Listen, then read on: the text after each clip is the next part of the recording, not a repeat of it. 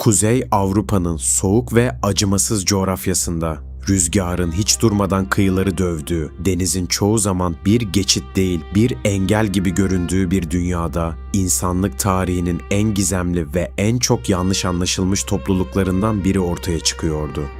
Vikingler. Bugün onları çoğu kişi yalnızca yağma yapan savaşçılar olarak hatırlasa da, aslında bu halkın hikayesi çok daha derin, çok daha karmaşık ve çok daha insanidir.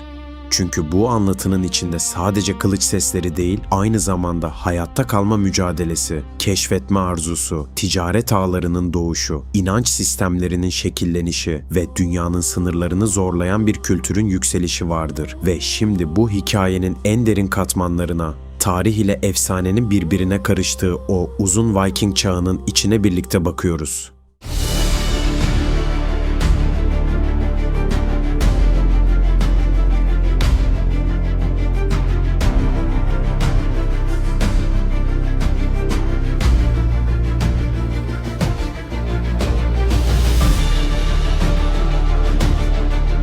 Kuzey Avrupa'nın sert, rüzgarlı ve çoğu zaman acımasız doğasında, bugünkü İskandinavya coğrafyasında yaşayan Vikingler, yalnızca bir tarih döneminin insanları değil, aynı zamanda doğayla mücadele eden, onu anlamaya çalışan ve bu mücadeleden bir kültür inşa eden bir toplumdu. Onların hayatını anlamak için sadece savaşlarını değil, yaşadıkları toprağı, inandıkları tanrıları, korkularını, umutlarını ve günlük rutinlerini de derinlemesine görmek gerekir. Çünkü Viking dünyası dışarıdan göründüğünden çok daha karmaşık, çok daha insani ve çok daha katmanlıydı. Bir Viking yerleşiminde hayat, doğanın ritmine tamamen bağlıydı. Uzun ve karanlık kış aylarında güneş neredeyse hiç görünmez. Deniz buz tutar, rüzgar kemikleri titreten bir uğultuyla evlerin arasından geçerdi ve bu dönemde insanlar dışarıdan çok içeride, uzun evlerin içinde yaşamaya zorlanırdı. Bu yüzden longhouse denilen yapılar sadece bir barınak değil, aynı zamanda sosyal hayatın, üretimin ve kültürün merkeziydi. Bu uzun evlerin içinde insanlar, hayvanlar ve günlük yaşamın tüm unsurları bir arada bulunurdu. Ateş sürekli yanar, duman tavandaki açıklıktan çıkarken içeride yarı karanlık ama sıcak bir atmosfer oluşurdu.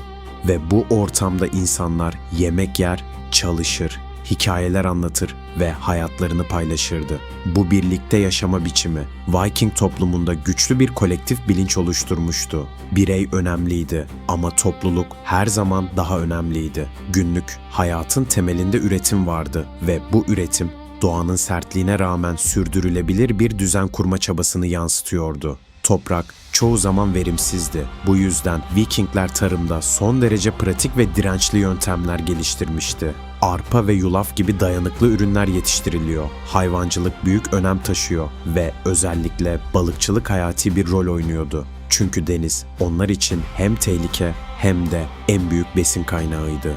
Yaz ayları geldiğinde adeta bir zaman yarışı başlardı. Çünkü kısa sürede hem ekim yapılmalı, hem hasat tamamlanmalı, hem de kış için yiyecek stoklanmalıydı. Aksi halde kış açlıkla geçebilirdi ve bu Vikinglerin en büyük korkularından biriydi. Toplum yapısına bakıldığında Vikinglerin düşündüğümüzden çok daha sistemli ve düzenli olduğu görülür. En üstte krallar ve yerel liderler bulunurken onların altında özgür insanlar yani çiftçiler, zanaatkarlar ve tüccarlar yer alırdı. En alt tabakada ise köleler bulunurdu. Ancak bu yapı kesin çizgilerle ayrılmış katı bir sistem değildi. Çünkü özellikle özgür bireyler arasında sosyal hareketlilik mümkündü. En dikkat çekici unsurlardan biri ise Thing adı verilen meclislerdi. Bu meclislerde insanlar bir araya gelir, anlaşmazlıkları çözer, yasalar oluşturur ve toplumsal kararlar alırdı. Bu yönüyle Vikingler o dönemin Avrupa'sına kıyasla oldukça gelişmiş bir hukuki ve sosyal organizasyona sahipti. Kadınların toplumdaki yeri de oldukça dikkat çekiciydi. Viking kadınları sadece ev işleriyle sınırlı değildi. Aynı zamanda ekonomik ve sosyal hayatta aktif rol oynuyorlardı.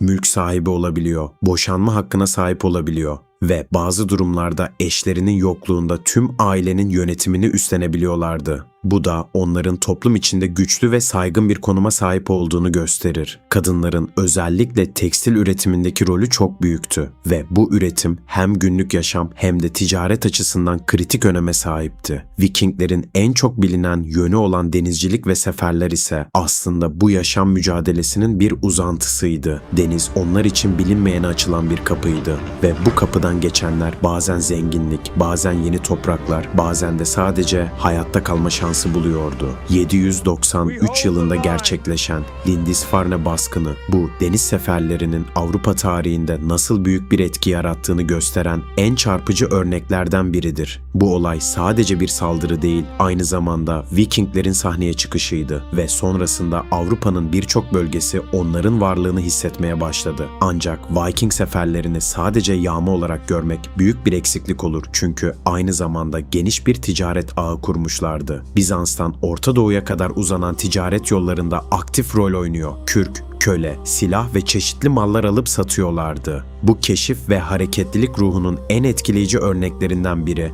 Leif Erikson'un Kuzey Amerika'ya ulaşmasıdır. Bu yolculuk Kristof Kolomb'un seferlerinden yaklaşık 500 yıl önce gerçekleşmiş olup Vikinglerin navigasyon becerilerinin ne kadar ileri olduğunu gösterir. Pusula gibi modern araçlar olmadan sadece doğayı gözlemleyerek yön bulabilmeleri onların çevreyle kurduğu derin ilişkiyi ortaya koyar. Güneşin konumu, yıldızların hareketi, rüzgarın yönü ve hatta denizdeki dalgaların şekli bile onlar için birer rehberdi. Vikinglerin inanç sistemi ise onların dünyayı algılama biçimini anlamak için kilit bir unsurdur. Çok tanrılı bir dine sahip olan Vikingler, evreni tanrılar, devler ve insanlar arasında sürekli bir etkileşim içinde görüyordu. Bu sistemin merkezinde Odin ve Thor gibi güçlü figürler bulunuyordu. Ve bu tanrılar sadece gökyüzünde var olan varlıklar değil, aynı zamanda insanların kaderine doğrudan etki eden güçler olarak kabul ediliyordu. Kader kavramı yani Word,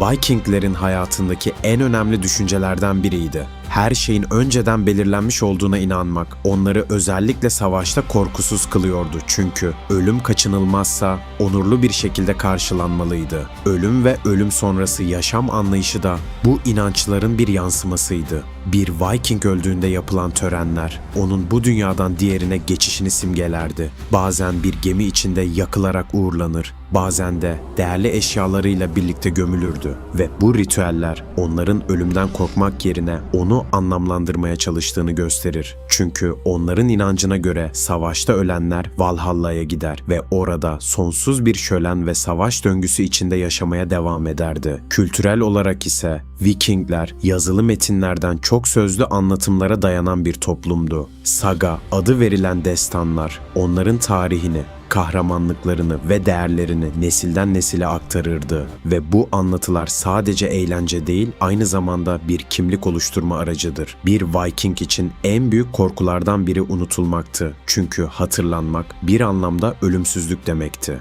Zaman ilerledikçe Viking dünyası değişmeye başladı. Hristiyanlığın yayılması, merkezi krallıkların güçlenmesi ve ticaretin farklı yönlere evrilmesiyle birlikte geleneksel Viking yaşam tarzı yavaş yavaş ortadan kalktı. Ancak bu onların tamamen yok olduğu anlamına gelmez. Çünkü bıraktıkları miras bugün hala yaşamaktadır. Modern denizcilikten keşif ruhuna, edebiyattan popüler kültüre kadar birçok alanda Vikinglerin etkisini görmek mümkündür ve bu da onların sadece kendi dönemlerini değil, sonraki yüzyılları da şekillendiren bir toplum olduğunu gösterir. Sonuç olarak Vikingler basitçe yağmacı savaşçılar olarak tanımlanamayacak kadar derin, karmaşık ve çok yönlü bir toplumdu. Onlar doğayla savaşan, denizleri aşan, tanrılarla yaşayan ve hikayelerle ölümsüzleşen insanlardı ve belki de onları bu kadar etkileyici kılan şey bilinmeyene doğru yürürken gösterdikleri o sarsılmaz cesaretti.